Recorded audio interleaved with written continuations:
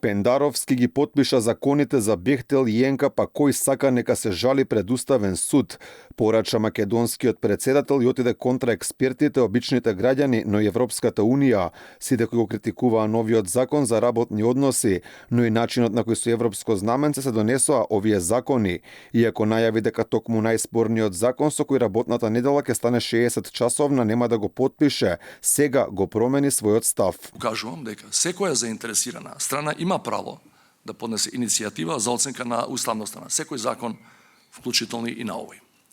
Уставниот суд е единствената институција во нашиот правен поредок која го дава последниот збор во однос на уставноста на законите. Се објаснуваше и зошто преформулацијата на 60 часовна работна недела била причината што сега законот според Пендаровски бил согласно уставот.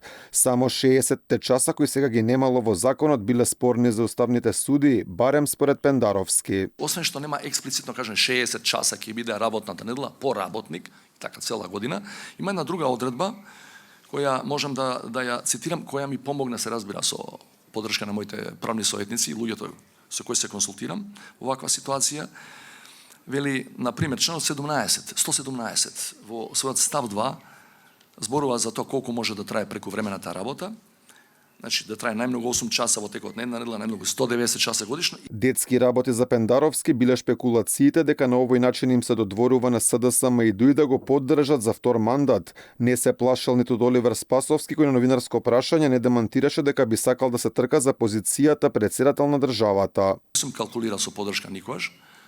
Слушам дека некои размислуваат и во една слична, малку модификувана насока. Дали ова, бидејќи Бехтел и Енка се во позадина, дали се ако ја потпишам, ќе ја добијам поддршката на Америка и обратно тоа се детски анализи, никогаш немале втемеленост во реалноста. Измените на законот за работни односи, законот за експропријација, законот за градење, законот за урбанистичко планирање и законот за утврдување на јавен интерес и номинирање на стратешки партнер за имплементација на проектот беа изгласани по брза постапка со европско знаменце. За нив гласаа сите пратеници од владачкото мнозинство, освен Маја Морачанин од ДОМ и Љупчо Балковски од ВМРО Народна.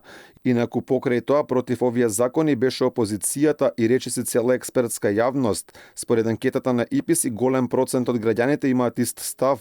Над 45% рекле дека се против договорот за изградба на коридорите 8 и 10Д.